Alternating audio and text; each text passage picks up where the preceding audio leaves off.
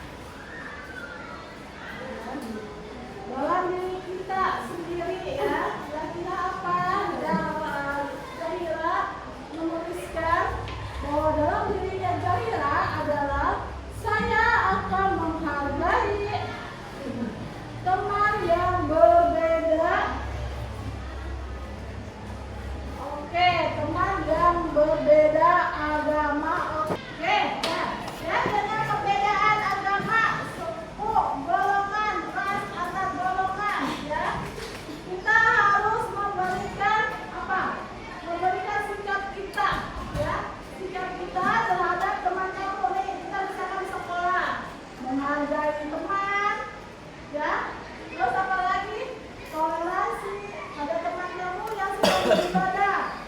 Ini alhamdulillah muslim semua ya. Misalkan ada teman kamu yang sedang beribadah, misalkan yang non muslim, ya kamu harus menghormatinya. Jadi jangan mengganggu.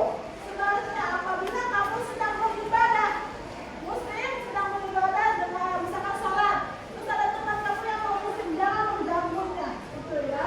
Jadi itu.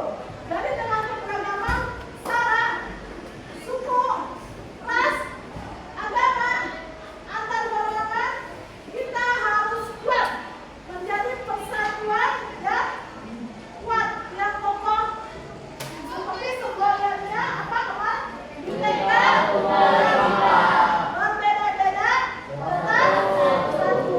Ya, oke. Kita boleh berbeda warna kulit.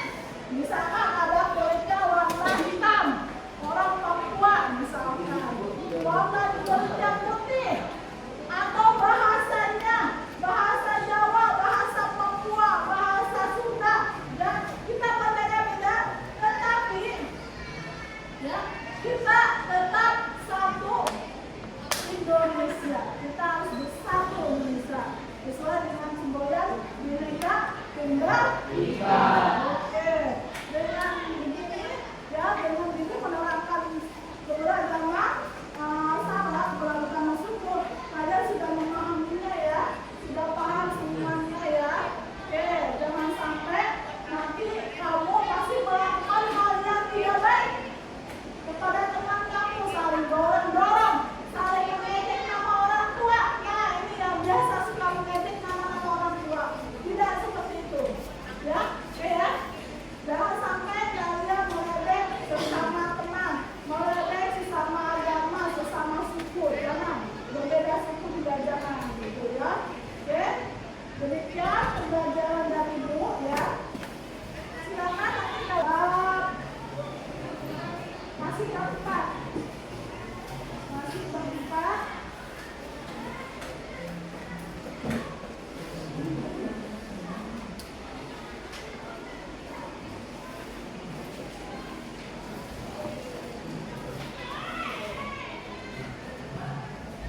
Apa selanjutnya?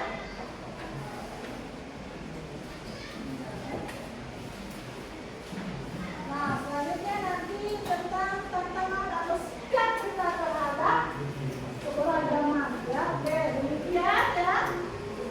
Pelajaran hari ini, materi yang disampaikan kalian sudah cukup paham ya mengenai keberagaman. Ibu hanya menitip pada kalian, kita berkeluarga ya, berkeluarga entah itu